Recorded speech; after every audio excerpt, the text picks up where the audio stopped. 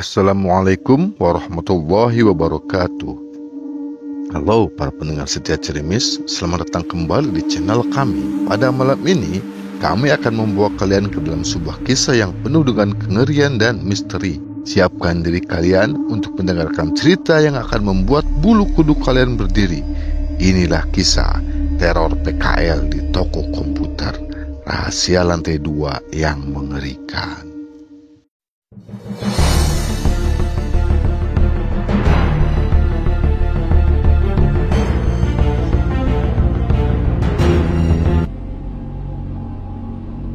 Rina, Ipa, dan Reni adalah 3 siswi SMK yang sedang mencari tempat untuk menjalani praktek kerja lapangan atau yang biasa disebut dengan PKL. Setelah berkeliling dan bertanya-tanya, akhirnya mereka diterima di sebuah toko komputer kecil yang terletak di pinggir jalan raya. Lokasinya cukup strategis, dikelilingi oleh hiruk-pikuk aktivitas warga yang bekerja dan berbelanja, terutama di siang hari. Toko itu memiliki 2 lantai. Lantai pertama digunakan sebagai area toko dan tempat servis komputer. Sementara lantai kedua berfungsi sebagai gudang sekaligus kamar tidur. Pak Asep, pemilik toko, adalah pria paruh baya yang ramah dan murah senyum. Dengan senang hati dia menawarkan mereka untuk tinggal di lantai 2 toko itu agar tidak perlu repot-repot mencari kosan. Tentu saja hal ini menjadi solusi yang menguntungkan, terutama untuk menghemat biaya. Ketiganya langsung setuju dengan tawaran Pak Asep. Hari-hari awal di toko itu terasa berjalan lancar. Siang hari mereka sibuk membantu, ada yang menyusun barang di rak, membersihkan meja servis, hingga memperhatikan para teknisi memperbaiki komputer. Malam hari mereka habiskan dengan santai di lantai 2, bercanda dan berbagi cerita tentang pengalaman baru mereka. Suasana terasa hangat dan akrab, membuat mereka betah tinggal di sana. Lantai 2 toko itu memiliki tata letak sederhana. Sebagian besar ruangannya digunakan sebagai gudang, dipenuhi oleh rak-rak penuh barang, kardus bekas, dan komputer yang sudah rusak. Sisanya dibagi menjadi 2 kamar kecil. Kamar depan memiliki jendela menghadap ke jalan raya, yang dipilih oleh Rina, Iva, dan Reni sebagai tempat tidur karena udaranya terasa lebih segar, dan mereka bisa melihat pemandangan luar yang cukup ramai di siang hari. Sementara kamar belakang yang lebih gelap dan pengap digunakan sebagai ruang penyimpanan tambahan. Pada hari pertama semuanya terasa biasa saja. Mereka bekerja dengan antusias, merapikan barang dan membantu di toko. Namun ketika malam tiba, suasana lantai 2 mulai terasa berbeda. Meskipun kamar depan cukup nyaman, ada sesuatu yang membuat Reni merasa tak senang. Ia beranjak ke kamar belakang untuk mengambil kotak kecil. Ia mencium aroma pengap yang bercampur bau apek, seolah udara di ruangan itu sudah lama tak berganti. Mungkin ini karena kamar belakang penuh dengan barang, gumam Reni, mencoba mengabaikan perasaannya. Namun dalam hati ia tak bisa sepenuhnya menghilangkan rasa itu. Malam Jumat itu pun menjadi awal dari mimpi buruk mereka.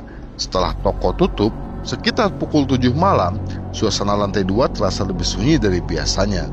Reni yang merasa gelisah tanpa alasan memutuskan untuk membereskan gudang di kamar belakang sebelum tidur.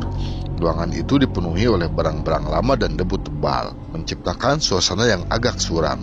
Saat sedang menyusun beberapa kotak di sudut ruangan, pandangannya tertuju pada sebuah marmer di lantai yang terlihat tidak rata. Ujungnya sedikit terangkat, seolah tidak merekat dengan baik. Rasa penasaran menguasai Reni. Kenapa ini bisa longgar? Pikirnya. Dengan hati-hati ia jongkok dan mengangkat marmer tersebut. Di bawah marmer itu, Reni terkejut menemukan sebuah bungkusan kain kecil putih yang diikat erat dengan tali kusam. Bau menyengat langsung menyeruak. Aroma kemenyan yang kuat membuatnya mual. Ia menatap bungkusan itu dengan jantung berdebar-debar. Ada sesuatu yang aneh, seolah bungkusan itu tidak ingin disentuh. Dengan tangan gemetar, ia mencoba menyingkirkan pikirannya dan mulai berandai-andai. Mungkin ini cuma barang lama atau sesuatu yang sengaja disimpan, bisiknya pelan. Meski ia sendiri tidak yakin, Reni buru-buru meletakkan kembali marmer itu seperti semula, menutupi bungkusan tersebut. Namun, sejak malam itu, suasana di ruangan terasa berubah. Ganjilan yang sebelumnya hanya samar, kini semakin nyata. Suara berderak kecil dari sudut ruangan seperti kayu tua yang melengkung terdengar jelas. Reni berusaha mengabaikannya, namun ada perasaan yang sulit ia jelaskan, seolah ada sesuatu yang mengawasinya dari dalam kegelapan. Sekitar pukul 10 malam, saat ketiganya berbaring di kamar depan lantai 2, suasana yang tadinya sunyi mulai berubah. Awalnya terdengar suara langkah kaki berat. Suara itu bergema perlahan dari arah tangga, naik menuju lantai 2. Langkah-langkah itu terdengar jelas, berhenti tepat di depan pintu kamar mereka. Siapa di luar? Tanya Ipa dengan suara bergetar. Ia menutup pintu dengan wajah tegang. Ia menatap pintu dengan wajah tegang. Tak ada jawaban, hanya kesunyian yang makin mencekam. Beberapa detik kemudian, suara lain terdengar dari arah gudang di kamar belakang. Ketukan pelan namun berirama, seperti seseorang mengetuk dinding kayu. Suara itu berulang-ulang membuat ketiganya saling menatap dengan wajah pucat. Reni, kamu tadi di gudang ya? Bisik Rina meski ia tahu jawaban sebenarnya. Bukan, aku nggak kesana kok. Jawab Reni, suaranya hampir tak terdengar. Ketegangan semakin memuncak. Tiba-tiba terdengar bunyi lain seperti benda berat yang diseret di atas lantai. Suara itu mendekat semakin jelas menuju kamar mereka. Iva mulai menggenggam erat lengan Rina. Napasnya tersengal-sengal. Rina yang memberanikan diri untuk mengintip melalui celah kecil di pintu mendadak mundur sambil menjerit. Ada itu. Serunya dengan wajah pucat pasi. Seketika itu juga lampu kamar mulai berkedip-kedip liar, seperti dimainkan oleh sesuatu yang tak terlihat. Ketiga siswi itu membeku di tempat mereka, terlalu takut untuk bergerak. Dalam hitungan detik, lampu akhirnya padam total, meninggalkan mereka dalam kegelapan yang pekat sekali. Di tengah gelap, suara lain muncul, ririh seperti seseorang yang menangis.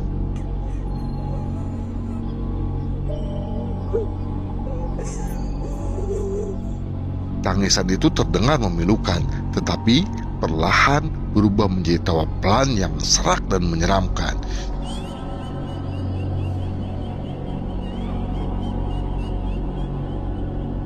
Reni menutup telinganya.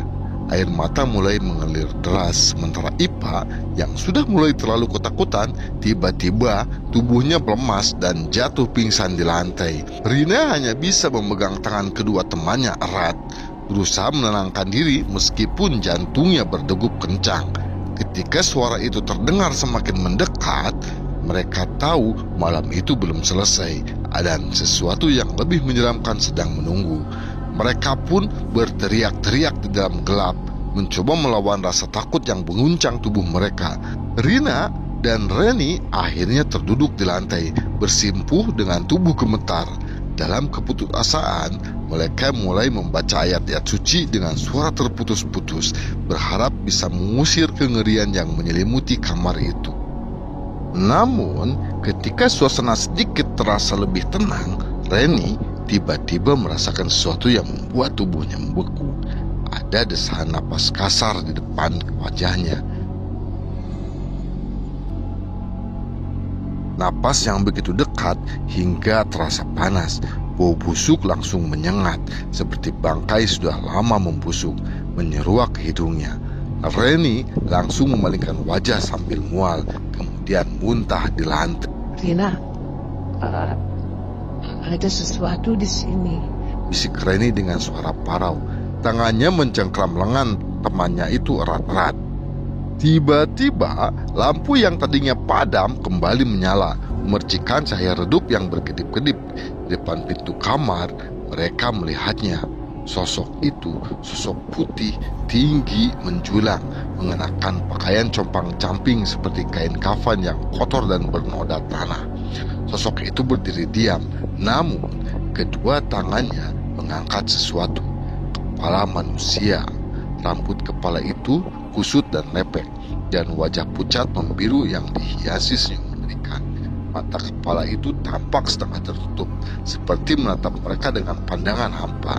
Darah kering masih mengalir dari bagian bawah leher kepala yang terpotong, menetes ke lantai dengan suara pelan. Suara tawa tiba-tiba meledak, melengking dan nyaring memenuhi kamar yang sempit itu.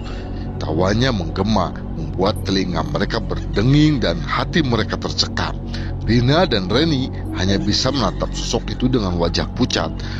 Tubuh mereka tak mampu bergerak. Ketakutan mereka telah mencapai puncaknya saat sosok itu perlahan melangkah maju.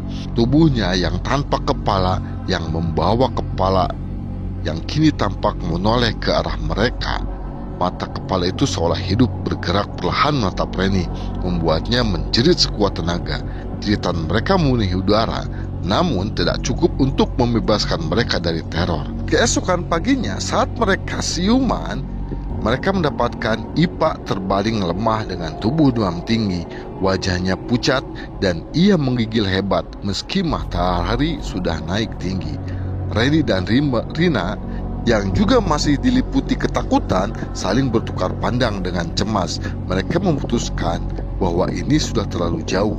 Dengan hati-hati mereka turun ke lantai bawah dan menemui Pak Asep untuk menceritakan semua yang terjadi semalam. Saat mendengar cerita mereka, wajah ramah Pak Asep berubah serius. Dahinya berkerut dalam, matanya sesekali melirik ke arah tangga menuju lantai 2. Ia menarik napas panjang, seolah ragu untuk mengatakan sesuatu. Ada yang perlu kalian tahu, ujar Pak Asep dengan nada berat. Sebelum saya beli ruko ini, lantai 2 itu dulu pernah digunakan oleh seseorang untuk menanam sesuatu. Katanya sih untuk pesugihan. Kalimat terakhir itu membuat suasana seketika menjadi tegang. Reni memegang tangan Rina erat-erat, sementara Rina menatap Pak Asep dengan mata membelalak. Pesugihan, Pak? Maksudnya? Tanya Reni, meski dalam hatinya ia sudah menduga jawabannya. Pak Asep mengangguk pelan, wajahnya penuh rasa bersalah. Saya nggak tahu detailnya. Yang jelas, waktu pertama kali saya beli, ada beberapa hal aneh yang saya temukan di lantai 2. Saya kira itu hanya cerita kosong. Saya nggak tahu kalau kalian bakal ngalamin hal kayak gini. Suaranya terdengar parau, penuh penyesalan. Pak Asep menawarkan untuk membantu mereka mencari kosan agar mereka tidak perlu lagi tidur di lantai 2. Saya nggak mau kalian terus-terusan ketakutan di sini, katanya. Tanpa pikir panjang, ketiganya setuju. Mereka tak ingin menghabiskan satu malam lagi di ruangan yang telah menghantui mereka. Mereka membereskan barang-barang mereka dalam diam. Tak ada yang berani naik ke lantai 2 untuk terakhir kalinya. Hari-hari berikutnya, meski mereka tetap menjalani PKL di toko komputer itu, hari-hari mereka di sana tak pernah terasa sama. Ketegangan selalu menghantui, terutama setiap kali mereka mendengar suara aneh atau melihat bayangan samar di sudut ruangan. Trauma malam itu meninggalkan bekas mendalam di hati mereka. Ketika akhirnya masa PKL selesai, ketiganya meninggalkan toko itu dengan perasaan lega sekaligus waspada. Mereka tahu ada sesuatu di lantai 2 itu yang tak akan pernah mereka lupakan. Sebuah misteri kelam yang tetap tersembunyi di balik marmer dan dinding gudang tua itu.